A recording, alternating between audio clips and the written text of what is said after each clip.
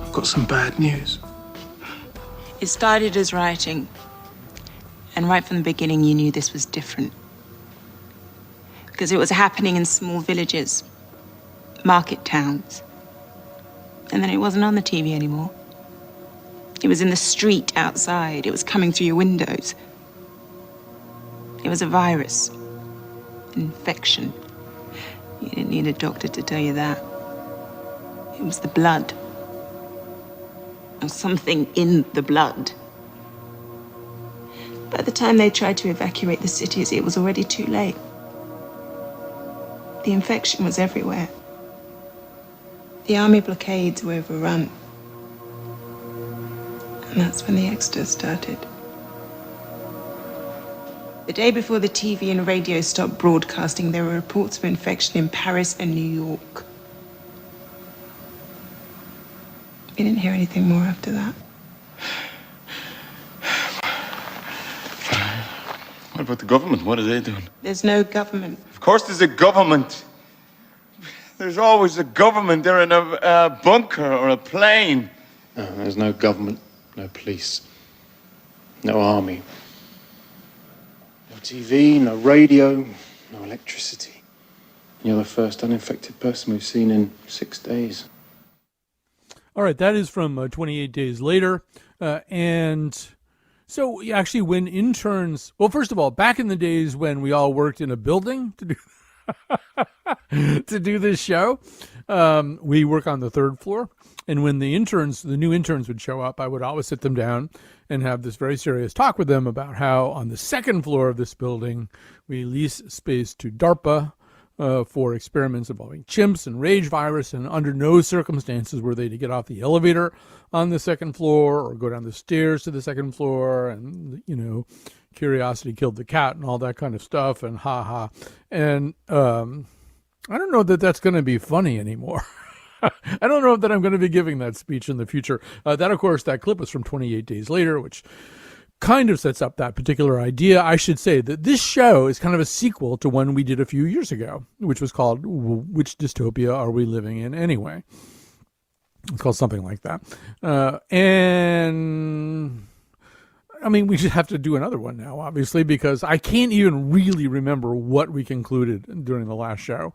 But whatever it was, we kind of got it wrong. We didn't see this coming. Not to say that this is a dystopia, but close enough. So on the show today, we'll be talking about writers.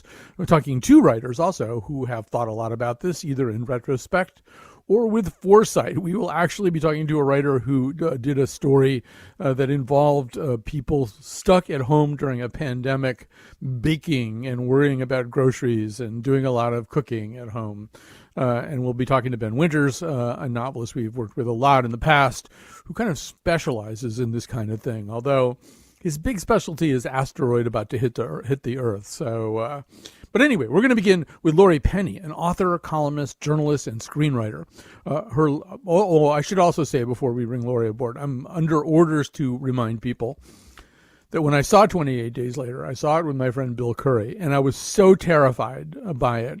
Not so much because of the pandemic, but because of the jump scares. But I was so terrified by it that I was making all kinds of little bird-like cheeping noises in my seat. And Bill Curry said that he would never go see a movie with me ever again. So there you go.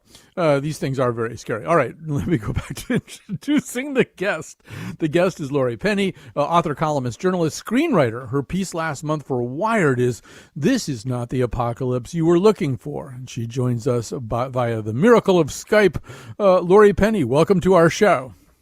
Hello, how are you doing? I'm doing just fine under the circumstances. So for the benefit of people who have not had the pleasure of reading your piece, explain what you mean. This is not the apocalypse you were looking for. Well, I've written a lot about apocalyptic thought and the idea of the end of the world. And when all of this started happening, one thing that struck me was that, most of the time when people imagine apocalypse, which we have been doing so much, especially in the past 10 years as a culture, there have been so many end of the world post-apocalyptic stories. most people don't anticipate any kind of middle ground between things are completely normal and everything is I'm trying not to swear, but you know what I'm trying to say. Yeah. Everything is over, like, 28 Days Later, which we just had, which is a fantastic film. Most of these stories start when it's already game over. Society is completely gone. There's no government. There's nothing. You just have to, you have to fight to survive. And the story of 28 Days Later is fight to survive, and kill as many of the monsters as you can. And if somebody around you gets infected, they'll always become a monster, and you just have to kill them. Like that awful. I don't know if all of our listeners have seen it, but I will never forget that scene in 28 Days Later where the dad gets infected and he has about 2 minutes to say goodbye to his daughter. Oh, God. I haven't seen that film for about 10 years and I still remember it. But instead, there is this wonderful quote by my friend Quinn Norton, who's a fantastic journalist and commentator. And what she said was, look, people think when the world ends that we'll all start eating each other. And actually what happens is we all start feeding each other. And that was ringing in my head for a couple of days. And that's partly why I wrote this piece. Yeah, I mean, I think there's a little of both, right? I mean, and yes, that eating each other, I mean, not even just because we're zombies. I mean, now that the Walking Dead has been on the air for, 85 years or whatever it is, I mean, it's increasingly clear with each passing season that the danger is not the zombies. The danger is the people who are not zombies. And that runs through it. You can sort of see it in Children of Men, too, where the struggle to kill anything is over. The whole question is, what sort of group of human beings are left? Can we repopulate the earth? What sorts of people do we wind up dealing with? Who's in charge? Those kinds of things. And this situation has a little bit of the elements of those things as well as the feeding people part of it. Wouldn't you agree? Well, look, extreme situations and crises tend to make people, they tend to reveal character. They tend to show people how they really are. Mm-hmm. And look, a lot of people are being their best selves. And some people are being their worst selves, which is always what's going to happen as well. I think the thing that feels most frightening to people, and I think it's very interesting that you picked that clip, the one where he's the poor guys, and there is no government. And actually, right now, the governments of I'm from Britain, as you can probably tell, and the governments of Britain and the UK are there is a singular dereliction of duty. It is shocking how much they are messing it up. And it's clear that we're led by people who never wanted to be leaders. They just wanted to be rulers. And actually, that's not happening because of this crisis. That's happening because of the people that we elected. It's clear that in other countries where they have different styles of leadership and they have different styles of government, the crisis is not the same crisis that we're having in the UK and that they're having so I keep talking like I'm still at home where I'm meant to be. I'm stuck in LA at the moment. But the crisis is not the same in New Zealand, for example, as it is in the United States and in the UK, where people were not prepared in any way to face a collective crisis of this nature. But one thing I think is important to point out for listeners is because, in my work as a journalist, but I also have, like a culture commentator. I do a lot of reading about this stuff, and post-apocalyptic stories have always been with us, right? And actually, there is this idea called catastrophism, where people, in times of crisis, in times of huge change, people tend to imagine the end of the world over and over and over. And this goes right back to, to early Christian times. It goes right back to, if you look at all the stuff around the English Civil War, which not a lot of people know about, there were tons and tons of books and plays about the end of the world, apocalypse. And because people wanted to imagine something different, a different way of living, but they couldn't imagine anything beyond what they were allowed to imagine in the present.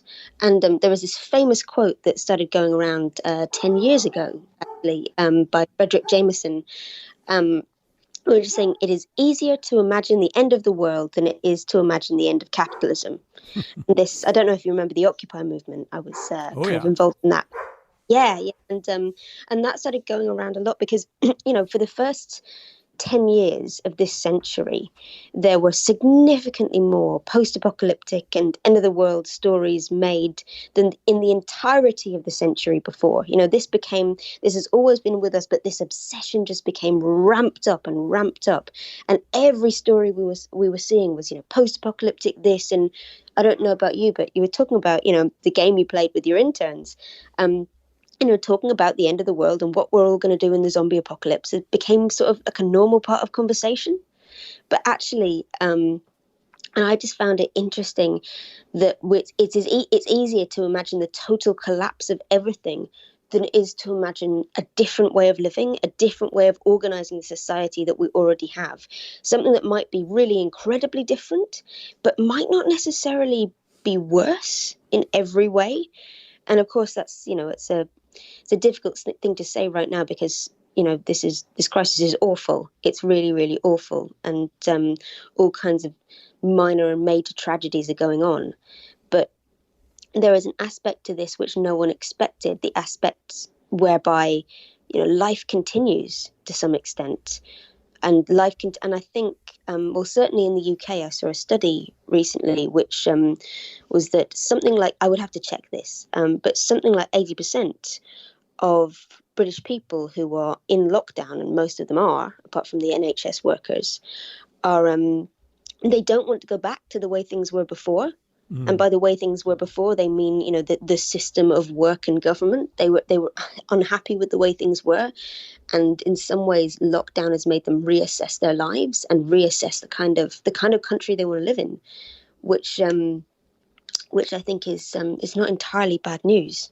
There's a way, Laurie, in which fiction and culture interrogate reality, and reality interrogates fiction. So, I'm a little bit older. Actually, I'm a lot older than you are. But during the LA riots around Rodney King, commentator after commentator on all the TV news stations, they were saying, this is like Blade Runner. And during the collapse of Somalia, where you had, a lot of warring tribes driving around kind of desert terrains with jeeps with machine guns mounted on them and stuff like that. Commentator after TV commentator would say, this is like the Road Warrior. And there's a way in which we do that, right? We haven't seen the Black Plague in the 1300s, but we've seen the movie Contagion. So when we experience something like this, one of the things that we do is turn to cultural sources and say, okay, what the hell is this like that I ever have seen? So I'll just let you riff on that. Yeah. But actually, yes, we have. Look, people go to their cultural references when something massive and scary happens, but people also, the role of stories is also as trauma rehearsal, right? Mm-hmm. Yeah. So I think we can all agree that for the past 10, 20 years or more, there has been a sense that, look, people have been talking about, oh God, this is the end of the world. This is the end times. We're all going to die. That's been a major part of a lot of people's conversation for quite a while. And because there is a sense that things are collapsing, things are getting worse, the environment is falling apart, nobody's going to do anything. I graduated from university right in the teeth of the financial crisis, which upended every certainty that young middle class people had grown up with, and there's all these awful things that we'd heard might happen, and there was a sense that we're kind of getting ourselves ready for that, because when you see people going through something in a story, and a story is thing about a story, a film, a book, is that it's predictable. It has a predictable shape. You can put yourself in the position of these people, and even if it all turns out terribly, like it does in 28 Days Later, you know from the beginning of that film that there's really not many good ways that can end, right? Right. But because you see people going through it in a story, you feel like maybe I might be able to get through it too. Maybe my my friends, my family might be able to get through it too. And this is even in young adult literature. There's a huge craze for dystopia, starting with the Hunger Games, but there's all kinds of things like that. How will we cope in a future society which is fascist, which is deliberately cruel in all these ways. And it's funny that the kinds of trauma we prepared for didn't necessarily leave a lot of room for people being good, for people being kind, and for people being silly. Yep. There has been such wonderful silliness since this started. I'm one of the many, many people in their early 30s who has suddenly discovered TikTok. And the people, I go onto TikTok every day, and there are NHS workers, the National Health Service in the UK, who are complete heroes, who are, I saw this thing the other day, and they'd made a little video in a local hospital in Britain of all the NHS workers getting into their PPE, their protective equipment, of course, of which there's a shortage of that, which the British government could have done something to stop, and they didn't. But they're getting into what gear they have, and they've set it in slow motion. Some genius has filmed it and set it in slow motion to that song, as I walk through the valley of the shadow of death, I take a look at my love. And it's so funny. There is something about it that is so joyous and funny, even in the middle of these awful times. And that's the bit that these films never seem to anticipate. And I think some of it is because, look, there's a bit of post-apocalyptic fantasy which is also wish fulfillment, right? Mm-hmm. The wish fulfillment aspect is not that you want this terrible thing to happen, right? The wish fulfillment aspect is that all of the things, all the stresses in your life, all the things about society that are beating you down will suddenly go away, and you can be yourself in a different way. You can provide for it. It's often a very male fantasy, I have to say. The fantasy being that, you'll be back to nature and you'll be a real man and you'll be protecting your family, and it'll all be about fighting. I see this a lot on some of the internet forums that you get dragged into when you write about women's issues on the internet. All these people going, when the apocalypse comes, women will be grateful again. Men will be real men and women will be grateful, and you'll need protection. And, this is not what's happening, because actually what I say in my piece is the work that really needs to be done in this apocalypse, and I'll explain what I mean by apocalypse in a second before you bring in your next guest. Mm-hmm. The work that is being done that's really important is the work of care.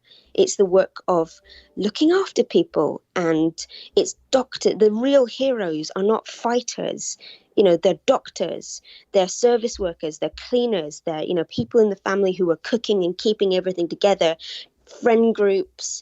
It's the work of care. It's not the work of cruelty. And but I think also, Laurie, I think some of the fantasy that people have also is, there's a way in which there was a writer and scholar named Fred Feil who used to use the term end of the world fun for you and me. There's this kind of sense that, we're not the people who are going to die in the first 15 minutes, the so-called red shirts in Star Trek. We're the people who are going to be around at the end. And one of the problems with that, of course, when you wind up in a real situation is you assume that you are that person who's going to be around all the way through. So actually in Italy, there was a case where an official chastised people. Anyway, we'll give you a sense of this. We're going to play a little clip from I Am Legend. My name is Robert Neville. I'm a survivor living in New York City. I am broadcasting on all AM frequencies. I will be at the South Street Seaport every day at midday when the sun is highest in the sky. If you are out there, if anyone is out there, I can provide food, I can provide shelter, I can provide security. If there's anybody out there, anybody, please, you are not alone.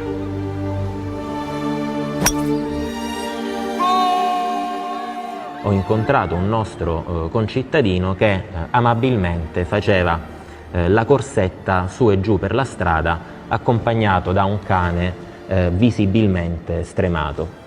L'ho fermato e gli ho detto: guarda che questo non è un film, tu non sei Will Smith in Io sono leggenda, quindi passa pa' casa. You might have heard the words Will Smith in there. That's Giuseppe Falcomata, the 36-year-old mayor of Reggio Calabria in southern Italy. And what he's saying is, I saw someone happily jogging along with a visibly exhausted dog. I told him, this is not a film. You are not Will Smith in I Am Legend. Go home now.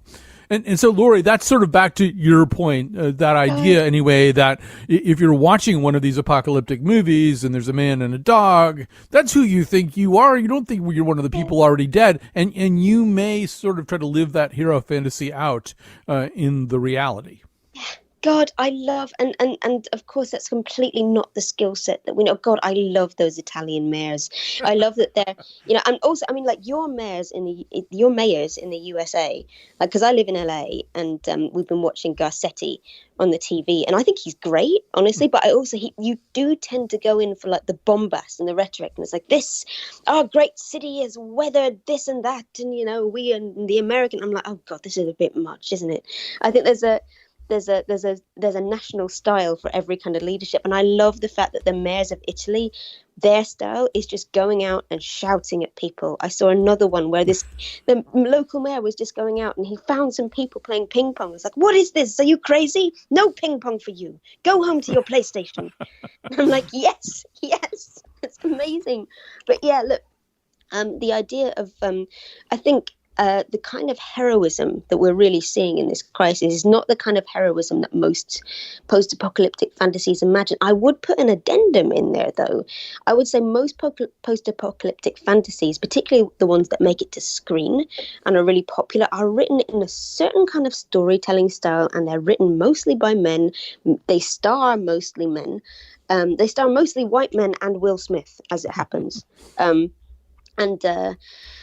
And it's about, and again, like, this guy, Robert, he's like the only one left. He's the provider. He will provide if there's anyone out there. And actually, there are also a lot of post-apocalyptic novels written by women, and particularly by women of color.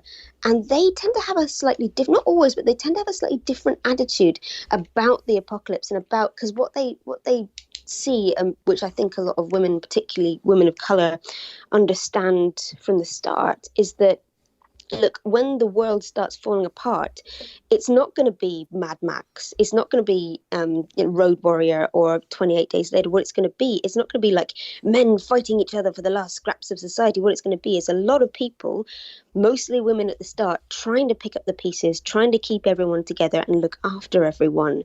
And, the heroes in all of this, in this crisis, they're not all men. It's a pretty neat gender balance, because everybody is using the caring skills that that are innate to them.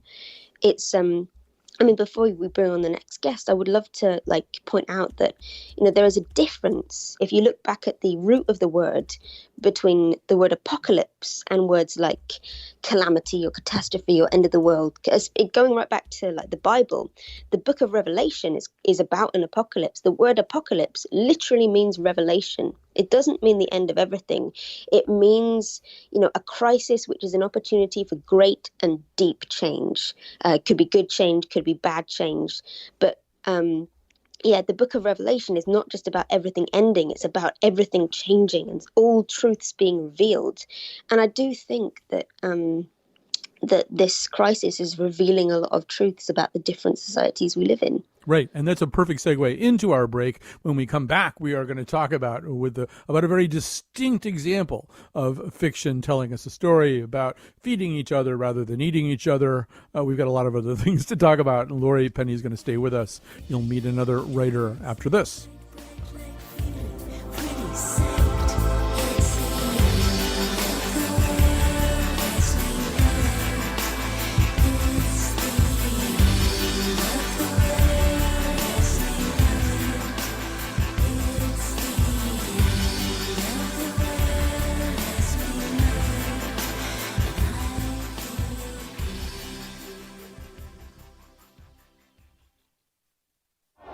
There are stories circulating on the internet that in India and elsewhere, the drug ribavirin has been shown to be effective against this virus.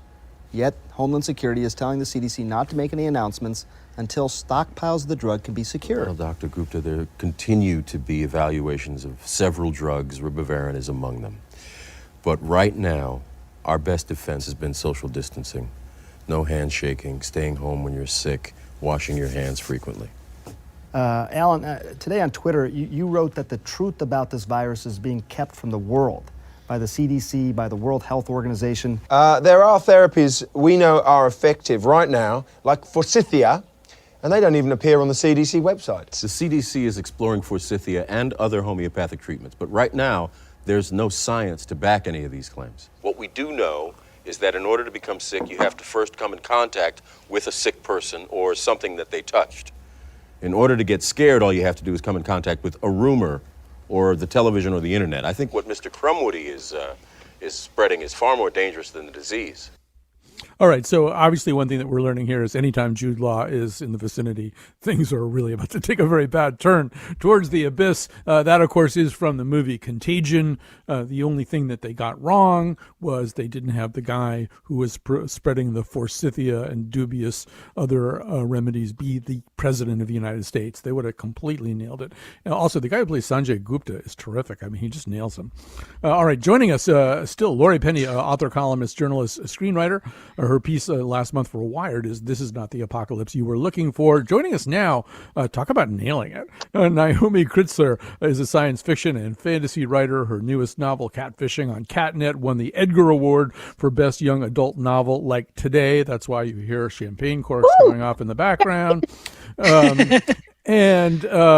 So before we get to this kind of amazing piece, that we should say that Naomi, in order to cynically exploit the current tragedy, traveled back in time, wrote a piece in 2015 where she just took all the stuff that she found out now and then came back to be on the show.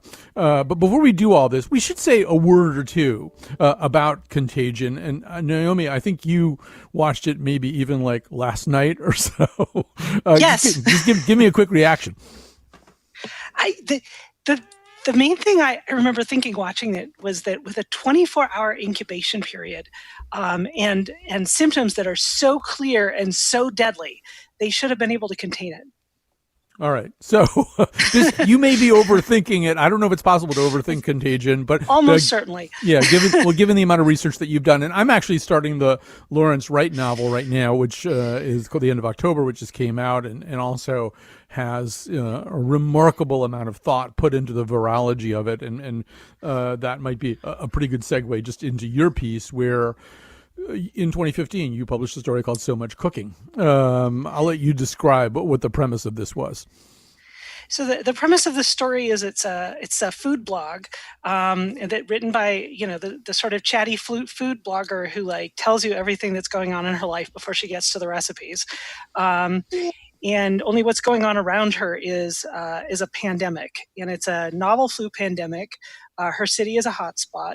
And over the course of the story, she takes in increasing numbers of kids whose parents are at risk in some way and who want the kids in a safe, sheltered environment where no one is leaving the house. It starts with her two nieces, and then she brings in like some friends of the nieces and then some friends of the friends, and she ends up with like 7 kids in a bungalow and her husband. Through this, they have like food shortages because like they can't get to the grocery store, and also trucks are no longer coming into the city because it's a hotspot. And the whole story is told in this sort of upbeat, chatty food blogger tone.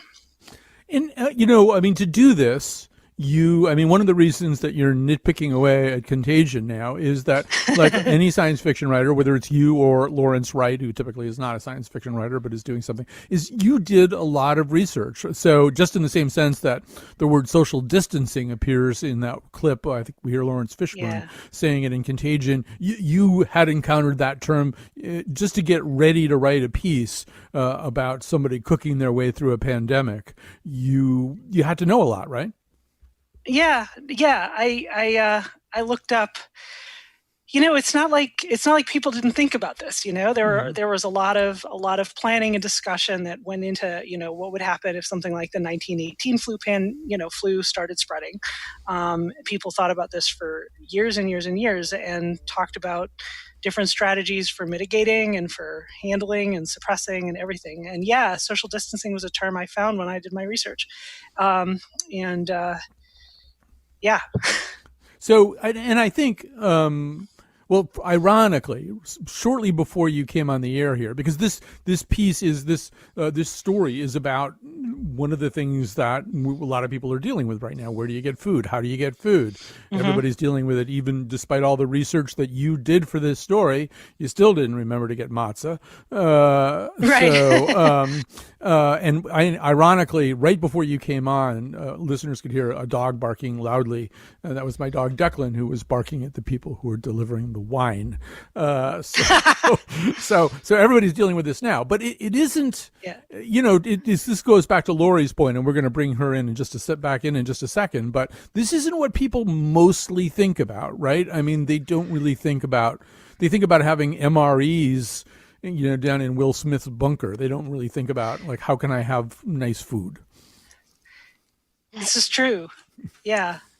Well, although, I mean, I have a friend who describes herself as a liberal prepper, and she told me before, back in early February, when we were first starting to hear about the coronavirus, she said people often think in terms of like shelf stable and MREs, and they don't think in terms of what would I like to eat. She said people should think in terms of what they like to eat. She had a whole box of things that she had set aside that was marked treats. And I'll note she still has yeast, so she's doing really well overall in terms of like the things that there are shortages of. But right, and bread baking is suddenly a thing. People who've never baked bread in their lives are doing it now. Yeah. I actually have a friend, Chris Prosperi, who's a chef who on an almost daily basis sends me a picture on social media of the latest loaf of bread that he's, just to be a show off, I think, of these delicious looking loaves of bread. So let's bring Laurie back into this conversation. Way at the start of this show, Laurie, you said the thing about how when people think about pandemic fueled dystopias, about the zombie apocalypse, they picture people eating people. They don't picture people feeding people. But it seems, Laurie, as though Naomi is perhaps the exception. Yeah, absolutely. I mean, and it's like there is nothing reductive about talking about women writers. I think because like as far as I'm concerned, most of the great science fiction writers right now are women, and Naomi obviously is one of them. But I think there is a certain there's a broadness of imagination that you see more often from women writers, because they're not so tied down to this sort of hyper masculine. We're all just going to fight each other and eat each other's corpses at the end of the day, at the end of the world. And this that short story, I read it when it came out, and I loved it, and I read it today again, and it's so you get every little nuance of it, because look, sorry, I'm babbling because I love it so much, but look, one of the reasons it feels so real is that what writers and stories can do is you can dig deep into the actual emotions and the silliness and the everyday intimacies of how people behave through something like this. And the aspect of treats is so important. I started prepping for this in February because I'm living out here in a household with we're co-quarantining with two other people who are on their own. So there's 4 of us, and I actually do most of the cooking.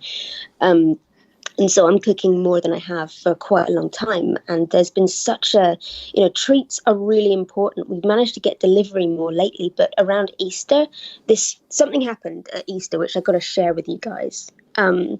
So we're actually all Jewish. We don't generally celebrate Easter, but it was Easter Sunday, and somebody was talking on Twitter about scavenger hunts and Easter egg hunts, and I was like, oh, I used to do that as a kid. And then my housemates told me, just go to my room for a bit, just go sit in your room, and I wasn't allowed to come out for half an hour. And I came out, and they'd made me a scavenger hunt that we were all so bored. They'd made like little clues, and of course we didn't have any chocolate, we didn't have anything, and like this, we had sweet treats at the end. And what it was, they'd made something from like whipped coffee and coconut cream. You literally said it in your story. They make the treat at the end from coconut cream, and it was like a pancake. It was like a cold pancake with some syrup on it. And those were the sweet treats at the end. And it felt like water, but it was so much fun. And I'm thinking, I don't know, I've been thinking a lot about my grandmother at these times, because I don't know about anybody else's family background. My grandmother grew up in Malta in the Second World War. She was a teenager, and Malta, it's a small island in the middle of the Mediterranean, but it was bombarded. It was like the biggest civilian bombing campaign until Syria, and they were starved, they were blockaded. And my grandmother always, for the rest of her life, after surviving that bombardment and being starved out, she hoarded food.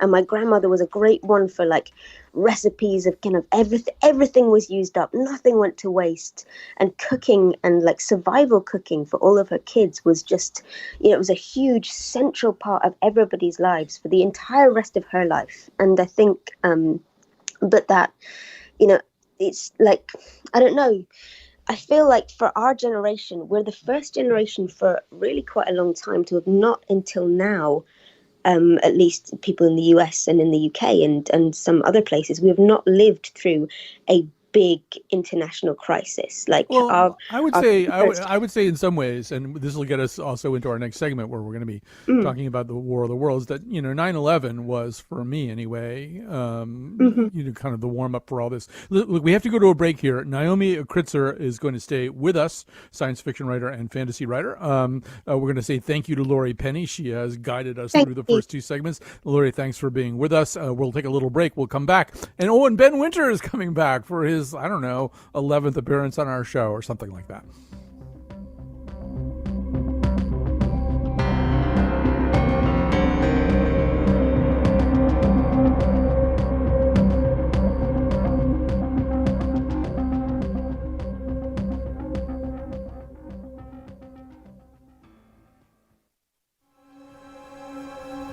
I saw that storm. I was right in the middle of one of those. Oh, you didn't see it like this. Those machines come up from under the ground, right? So that means they must have been buried here a long time ago. So who's driving the goddamn things? Watch the lightning. Watch it. What is that?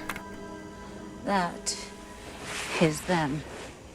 They come down in capsules, riding the lightning into the ground, into the machines, right? You hear that? We're getting the hell out of here.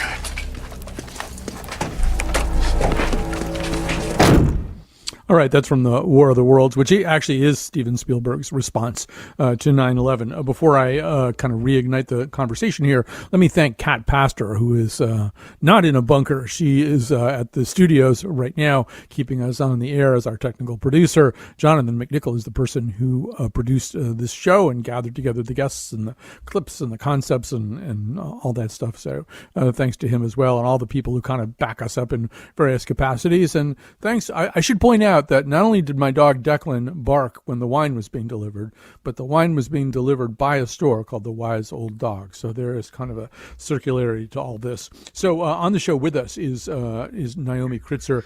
She is a science fiction writer and fantasy writer. Her newest novel is Catfishing on Catnet, just won an Edgar Award. She also wrote So Much Cooking, a story which kind of anticipates the just incredible craving for cooking and food and the arts of the kitchen in a pandemic. Ben Winters is the author of 10 novels. He has a new collection of short stories, Inside Jobs, Tales from a Time of Quarantine, that comes out on Audible as an original tomorrow. I will be grabbing it right away, although I'm right in the middle of the Lawrence Wright book as well. So first of all, Ben Winters, welcome back to our show.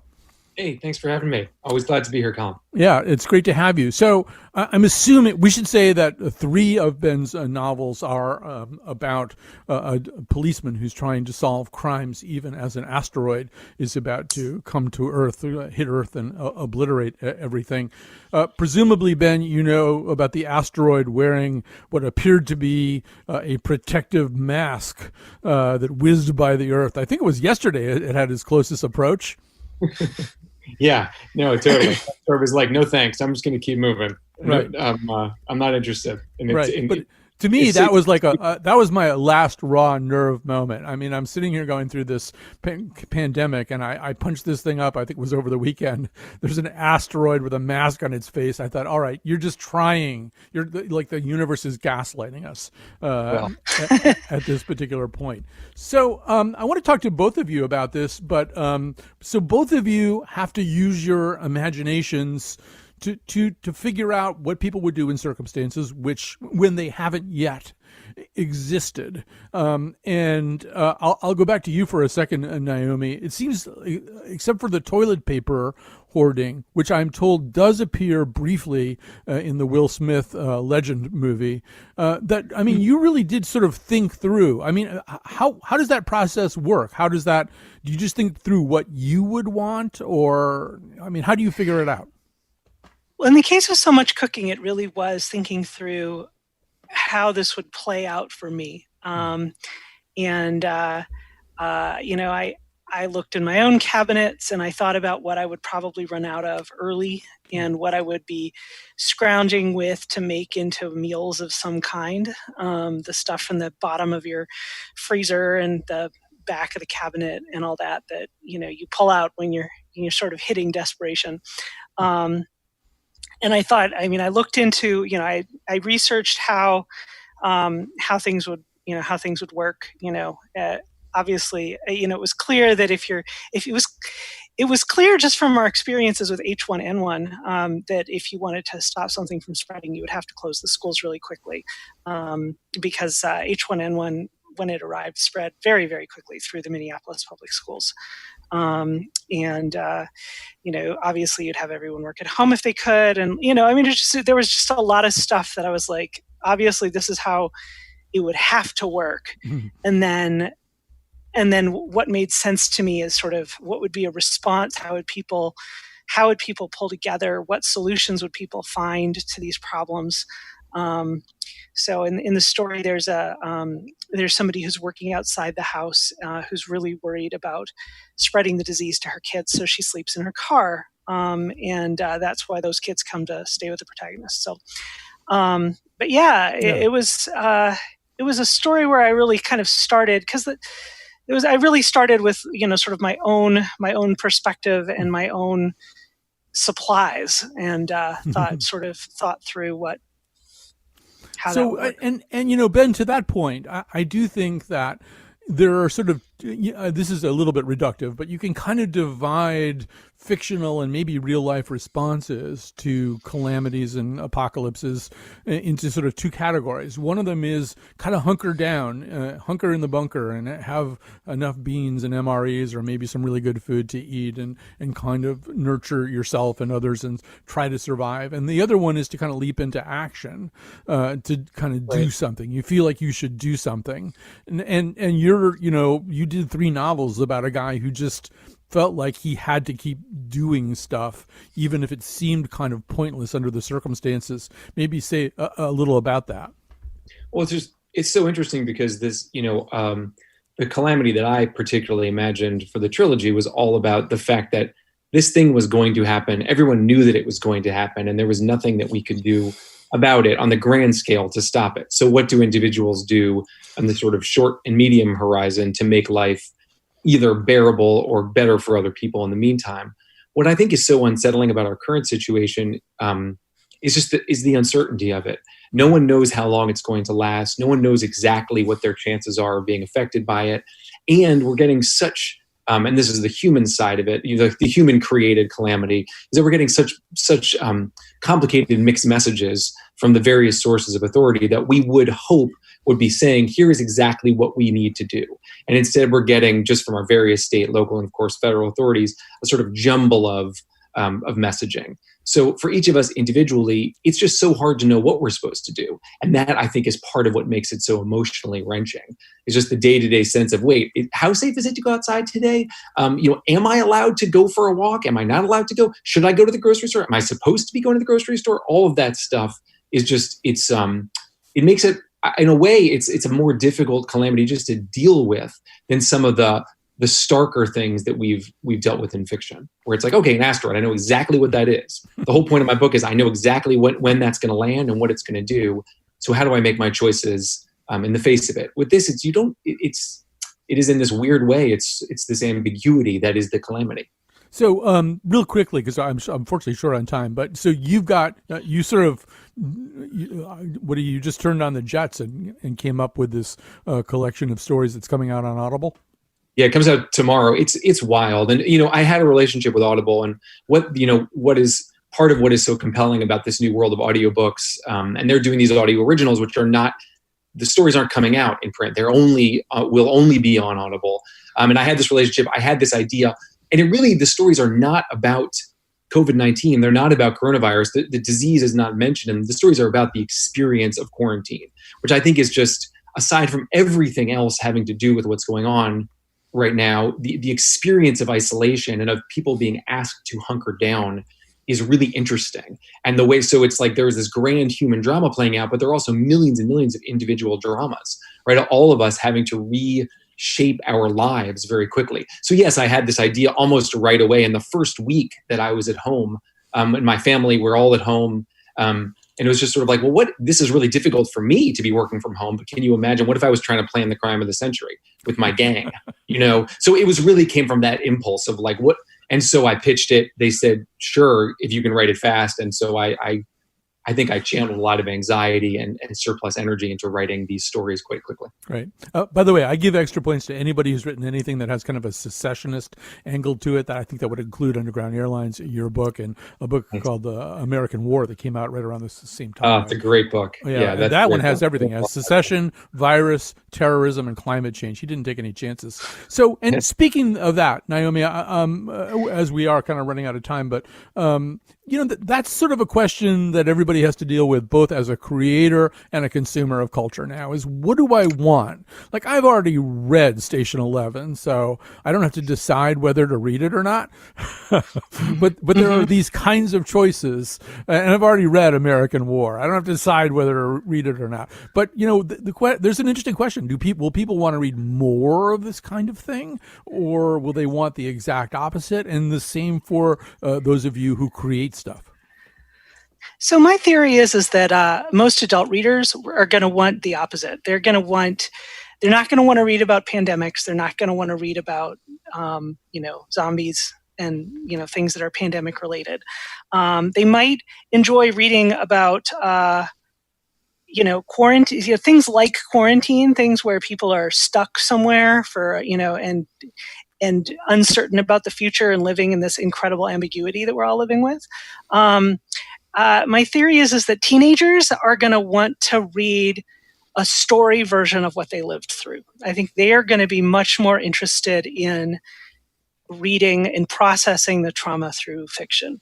But I don't know. It's really hard. It's really hard to know what exactly people will be looking for. I know that some people are really searching for things that are diverting and take them out of their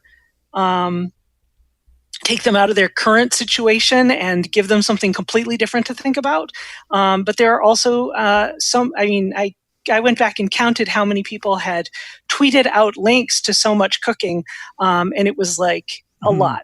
Yes, so yes. There are also a lot of people who are seeking this stuff out. You're going through a revival. All right. I just need time to say goodbye to both of you. I wish I had another hour to talk to Ben Winters, author of 10 novels. We have him on anytime he writes anything, even if there's not a pandemic. And also thanks to Naomi Kritzer. We got to go.